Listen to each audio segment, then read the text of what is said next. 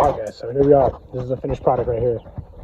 As you can see inside, it looks pretty burnt. I had a hard time right here trying to weld this right here, or solder this. I'm sorry, it's not welding. Solder this right here. Let's see if I can focus. And boy, does it look just as good as my welds.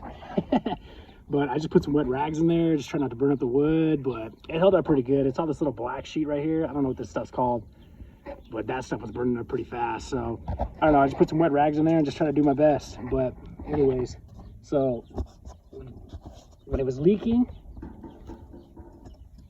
it was pretty bent up. When I tried to take off this hose bib right here, this hose bib, you can see it right here. See how it was all pinched off?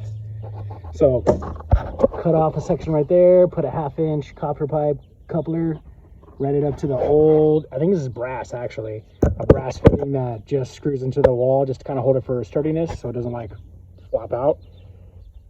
And then just cut another little 1/2 inch copper piece to what this was a 1/2 inch to a 3/4 inch male end, and then the hose bib.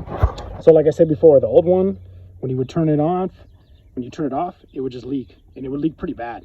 Like I stepped into some mud yesterday and it just drove me nuts. So anyway, so let's turn the water back on.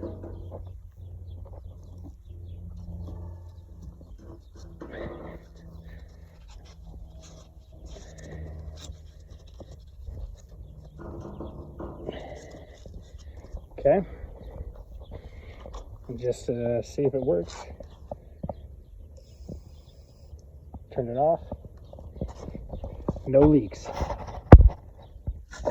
So came out pretty good. A lot more work than I wanted. Had to bust out some of the wall, but I'll show you guys how to fix that next. I just learned how to do that at my old house, so that'll be the next project.